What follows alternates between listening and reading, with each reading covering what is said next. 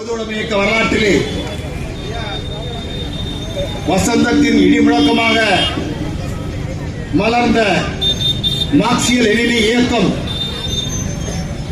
அப்போதே சொல்லியது, இந்தியா என்பது ஒரு நாடு அல்ல, பல தேசிய இனங்களின் சிறைக்கூடம் என்பது.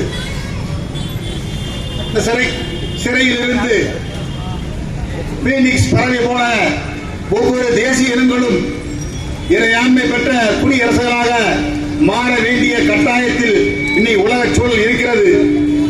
அதைத்தான் தோழர்கள் தங்களுடைய நடன அசைகளை காட்டி சென்றிருக்கிறார்கள்.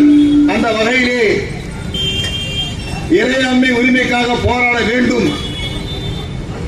உரிமையற்ற ஒரு தேசம் அடிமை தேசமாக நீடிக்க கூடாது.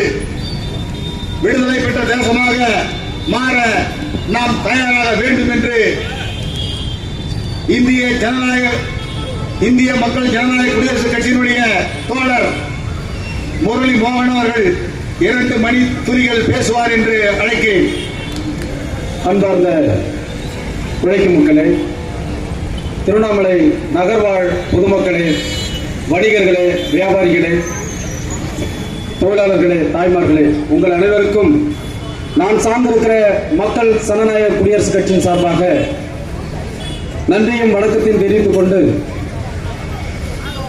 மொழி மீட்சி வீரர்களுக்கு வீர வணக்க நிகழ்ச்சியை தலைமை தாங்கி நடத்தி கொண்டிருக்கிற புரட்சிகர இளைஞர் முன்னணி தோழர் வெற்றி அவர்களே, வரவேற்புரையாற்றி இருக்கிற தோழர் மணிமாறன் புரட்சிகர இளைஞர் முன்னணி அவர்களே, எனக்கு முன்பாக பேசிய தோழர்களே, நடனமாடிய தோழர்களே, எனக்கு பின்பாக பேச இருக்கிற தோழர் அனைவருக்கும் இந்த நேரத்தில் மீண்டும் ஒரு முறை புரட்சிகர வணக்கத்தை தெரிவித்துக் கொள்கிறேன். தோழர்களே, தமிழ் மொழி என்பது அது இந்த தேசத்தின் உயிர் நாடி. இந்த தேசத்தின் உயிர் நாடி இந்த மொழிக்காகத்தான் இதோ மேடையில் பதாகை வைத்திருக்கிறது. அந்த பதாகைகள் படங்களாக இருக்கக்கூடிய தியாகிகளின் உயிர் தியாகம்தான் இன்றைக்கு நாம் இந்த தமிழகத்தில் ஒரு வளர்ச்சி பாதைக்கு கொண்டு சென்றிருப்பதற்கு ஒரு முக்கிய காரணம். ஏன் என்று சொன்னால், மொழிதான் நம்மை சிந்திக்க வைக்கிறது, மொழிதான் நம்மை ஒன்றிணைக்கப்பட வைக்கிறது.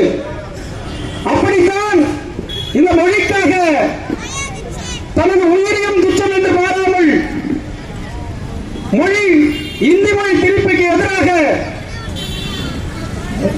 உயிரிழந்த இந்த தியாகிகள் துப்பாக்கி சூட்டில், இந்த ஆட்சியாளர்களின் துப்பாக்கி சூட்டில் மடிந்திருக்கிறார்கள். ஆகையால் இந்த மொழி என்பது நம் தேசத்தின் உயிர் நாடி. அந்த தேசத்தின் உயிர் நாடியை இன்றைக்கு அழிப்பதற்கான வேலைகள் நடந்து கொண்டிருக்கிறது.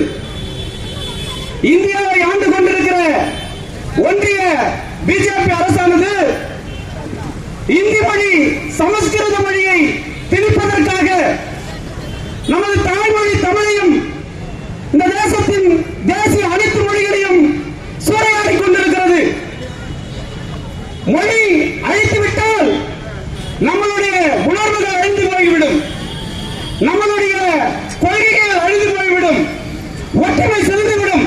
இதை நாம் கருத்தில் கொண்டு ஆங்காங்கே வேடிக்கை பார்த்துக் கொண்டிருக்கிற தோழர்களே, பொதுமக்களே, இங்கே ஏதோ மொழி, இங்கே நாம் தமிழாக பேசிக் கொண்டிருக்கிறோம், இதுல என்ன பிரச்சனை அப்படி நீங்கள் பார்க்காம இதை புரிஞ்சுக்கணும். இன்னைக்கு கல்விக்கூடங்கள்ல இந்தி மொழி என்பது கட்டாய திணிப்பாக மாற்றிக் கொண்டிருக்கிறது. சட்டமாக இல்லை என்று சொன்னாலும் தமிழகத்தினுடைய எதிர்ப்பு இன்றைக்கு பல தேசங்களில் எதிர்ப்பு கிளம்பி இருக்கிறது. ஆனால் சட்டமாக இல்லை என்றாலும் மறைமுகமான சட்டத்தை இந்த ஒன்றிய அரசு செயல்படுத்திக் கொண்டிருக்கிறது. அதுதான் இந்தி திணிப்பு, சமஸ்கிருத திணிப்பு. ஏற்கனவே நாம் பேசிக் கொண்டிருக்கிற மொழியில் ஆங்கிலம் கலந்து விட்டது, சமஸ்கிருதம் கலந்து விட்டது.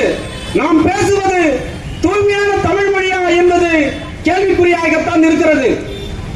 இங்கே இந்தி படித்தால்தான் வேலை என்ற நிலையை இந்த ஒன்றிய அரசு உருவாக்கி கொண்டிருக்கிறது.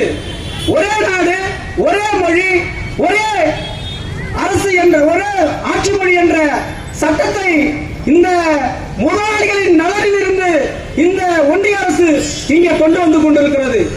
அந்தாந்த தோழர்களே, நாம் தமிழ் மொழியை காப்பதற்காக 500க்கும் மேற்பட்ட தமிழ் மொழி வீரர்கள் அந்த மொழி இந்திய மொழி எதிர்ப்புக்காக உயிர் நீத்திருக்கிறார்கள். ஆனால் அதை மீண்டும் ஒரு மொழி போராட்டத்தை இந்த ஒன்றிய அரசு கொண்டு வந்திருக்கிறது. ஒரு பக்கம் மோடி, பிஜேபி சார்ந்தவங்க எல்லாமே என்ன பண்றாங்க, எலெக்ஷன் நேரங்கள்ல தமிழ் மொழியை பேசுறாங்க, திருக்குறளை தப்பு தப்பா பேசுறாங்க, தமிழ் மொழி தான் மூத்த மொழின்னு பேசுறாங்க. ஆனா இன்னொரு பக்கம் தமிழர்கள் வந்து திருடர்கள் அப்படிலாம் பேசுறான். ஆனா தமிழ் மொழியை தான் மூத்த மொழின்னு சொல்லிட்டு தமிழ் மொழிக்கு வளர்ச்சிக்காக நிதியை குறைந்த நிதி தான் ஒதுக்குறான். ஆனா சமஸ்கிருதம் இந்த மக்கள் மொழி பயன்பாட்டுக்கே இல்லாத ஒரு மொழிக்கு அதற்கு பல கோடியை ஒதுக்குறான். இதுதான் இவன் தமிழ் மொழி வளர்ப்பதற்கான கேடுகட்ட ஒரு திட்டமாக இருக்குது. அதனால அன்பார்ந்த தோழர்களே, உயிர்நீத்த தியாகிகளுக்கு நாம் ஒரு சபதம் ஏற்க வேண்டும். தாய்மொழி கல்வியை கட்டாயப்படுத்த வேண்டும். இந்தி மொழி திணிப்பை நாம் கட்டாயம் எதிர்க்க வேண்டும்.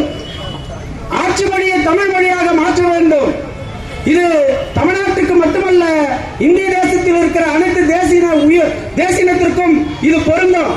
அவங்க தாய்மொழியை அவங்க கட்டாயமா கொண்டு வரணும். இங்க இந்தியா என்பது ஒரு நாடு அல்ல, அது பல தேசியங்களின் ஒரு கூட்டமைப்பு. ஆனா இன்னைக்கு இந்திய தேசம் என்று ஒரு நம்ம தேசத்துக்குள்ள அடக்கணும்னு பார்க்கிறோம். ஏன்னா ஒரு தேசிய இனத்தை நாம் முறியடித்துட்டு ஒரு நாடு என்ற கட்டுப்பாட்டுக்குள் வந்தால்தான் இங்க இருக்கிற கார்ப்பரேட் பெரு நிறுவனங்கள் வணிக ரீதியாக கொள்ளையடித்து இந்த நாட்டை சுரண்ட முடியும். அதற்காகத்தான் அவன் இந்தியா அப்படி இந்து என்ற அடிப்படையை கொண்டு வந்திருக்கிறான். அதனால் நம்ம எல்லாத்தையும் முறியடிக்கணும். உயிர்நீத்த தியாகிகளுக்கு நாம் சபதம் ஏற்று நாம் தாய்மொழி தமிழ் மொழியை காக்க வேண்டும், ஆட்சி மொழியாக மாற்ற வேண்டும் என்று சொல்லி வாய்ப்புக்கு நன்றி கூறி விடைபெறுகிறேன். நன்றி, வணக்கம்.